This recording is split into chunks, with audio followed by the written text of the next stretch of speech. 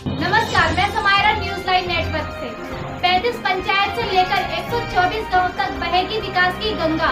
घर घर जुड़ेंगे। रोजगार के अवसर से महिला युवा मिलकर बनाएंगी नया मीनापुर।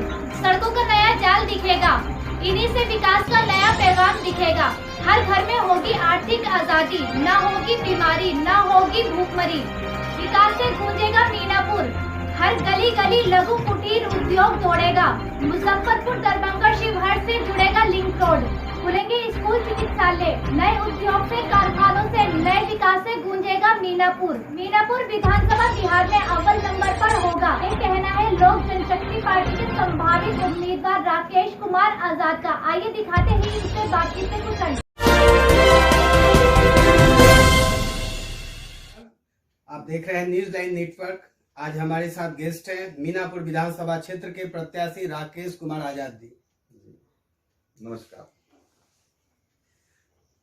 ये 35 वर्ष के युवा उद्यमी हैं जिन्होंने व्यापार के क्षेत्र में नहीं, सामाजिक जीवन में भी बहुत सारे कार्य किए हैं और उसी सोच को लेकर के आज विधानसभा क्षेत्र मीनापुर से चुनाव लड़ने जा रहे हैं। तो मैं जानना चाहूंगा, मीनापुर जो है आज क्या कारण है कि विधानसभा क्षेत्र बहुत अच्छा खासा होते हुए भी बहुत पिछड़ा है, क्या कारण है? सभी दर्शकों तो पहले मीनापुर जनता को मैं नमस्कार करता हूं, प्रणाम करता हूं। और मीनापुर की जो पिछड़ा है उससे बहुत से कारण भी है। मीनापुर से बहुत वर्षों से सभी लोग विधायक बने, यहाँ के मंत्री भी थे बहुत सी, लेकिन इन्होंने एक मास्टर प्लान की और काम नहीं किया। उनके पास कोई विजन नहीं है कि मीनापुर को कैसे हम डेवलपमेंट कर सके। कोई प्लानिंग के तौर पर भी काम नहीं हुआ है। जितने भी यहाँ के जितने विधायक हुए, जितने भी लोग प्रत्याशी भी हुए, जो भी उनके पास कोई अपना मास्टर प्लान नहीं है। लेकिन मैं अपने स्तर से, मैं एक युवा हूँ, पढ़ा लिखा आदमी हूँ, किसी भी तरह सोचता हूँ कि एक डेवलपमेंट मीनापुर बने, एक अच्छा रोजगार का उपलब्ध मीनापुर में हो। इसके लिए मैं बहुत प्लानिंग तैयार कर रहा हूँ और कुछ प्रयास कर रहा हूँ कि आगे में भी प्लानिंग धीरे धीरे मैं उसको पर काम करना भी स्टार्ट कर रहा हूँ। यहाँ 3 तरह के व्यवसाय लोग करते हैं। यहाँ पे 3 तरह के व्यवसाय में सबसे अधिक है सब्जी की खेती होती है। सब्जी की खेती के साथ साथ लीची का भी एक बड़ा व्यवसाय है और साथ साथ शहद मधुमक्खी पालन, जो एक हमको लगता है कि मीनापुर के 70% पंचायतों में शहद मधुमक्खी पालन होती है। ये 3 लोग यहाँ पे आश्रित है। 3 लोग जो किसान लोग हैं, सारे लोग किसानी लोग से चलते हैं। उनकी सब्जी की खेती का मूल, जब सब्जी उगाते हैं मार्केट में लाते हैं, उनको अच्छी तरह से भाव नहीं मिलता है। अच्छा मार्केट नहीं होने के कारण यहाँ रख रखाव की सुविधा नहीं है। तो मैंने एक मास्टर तैयार किया है कि हर 5 या 7 पंचायत पर एक भंडारण की व्यवस्था की जाए, जिसके किसान वहाँ के लोकल वहाँ पर लाए, अपनी सब्जी को रखे, उसको भंडारण करे, उचित मूल्य पर बेचे।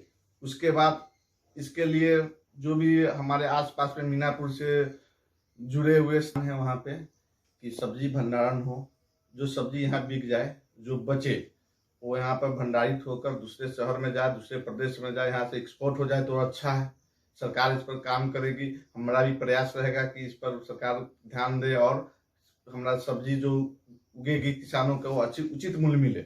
साथ ही से किसी भी क्षेत्र के विकास के लिए सड़क और बिजली 2 बहुत उत्तम चीज है, जिसके उसके बिना किसी भी शहर या किसी भी विधानसभा, किसी भी गांव का विकास संभव नहीं है। तो मेरा मास्टर प्लान रहेगा कि सड़क से, NH से सभी पंचायतों को जोड़ा जाए। एक रोड मैप तैयार किया जाए जिससे हर पंचायत को लिंक रोड से, नेशनल हाईवे से जोड़ा जाए, जिससे आवागमन सुगम हो, लोगों को आने जाने में सुविधा हो और बिजली की उत्तम व्यवस्था हो कि किसानों के पास सही समय पर पानी खेतों में पहुंच जाए।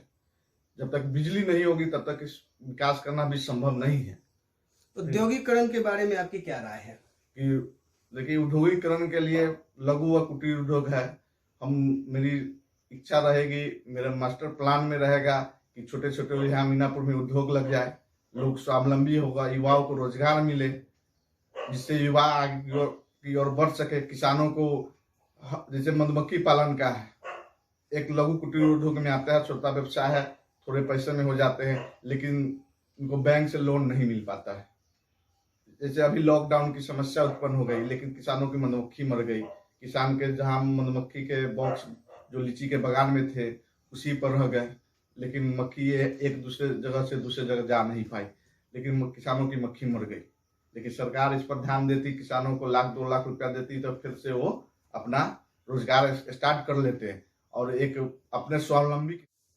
आपके लक्ष्य जो है मीनापुर विधानसभा को क्षेत्र करके जो काफी लगता है कि आप बहुत कुछ कर सकते हैं, उसके बारे में कुछ बताएं आप। मैं मीनापुर को चौमुखी विकास की ओर ले जाऊंगा।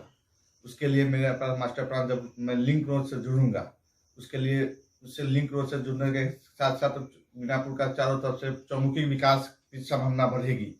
और मुझे एक बार मौका मिलेगा तो मैं निश्चित रूप से पूरे मास्टर प्लान के साथ मीनापुर की जनता के बीच में जाऊंगा और उनसे आग्रह करूंगा कि एक बार मुझे मौका दिया जाए कि मैं मीनापुर का विकास कर सकूं।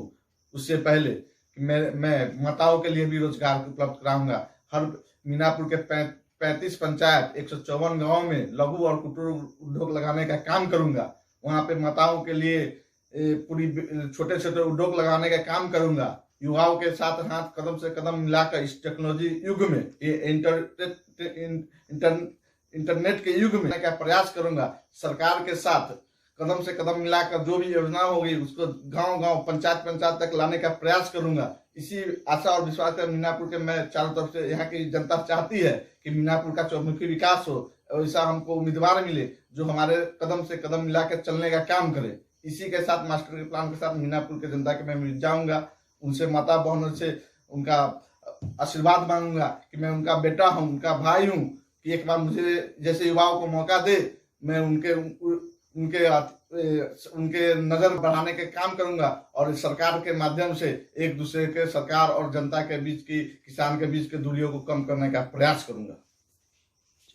मेरा प्रयास है कि मैं मीनापुर को बिहार का एक अव्वल गांव बनाऊंगा, उनको एक अच्छा सुदृढ़ मीनापुर दूंगा और आने वाला दिनों में बिहार के हर पंचायत, बिहार के सभी लोग, प्रदेश के सभी लोग और देश के सभी लोग एक मीनापुर को एक अच्छा व्यवसाय, एक अच्छा कृषि योग को जाने और उनके बारे में, मीनापुर के बारे में पहचान कराए।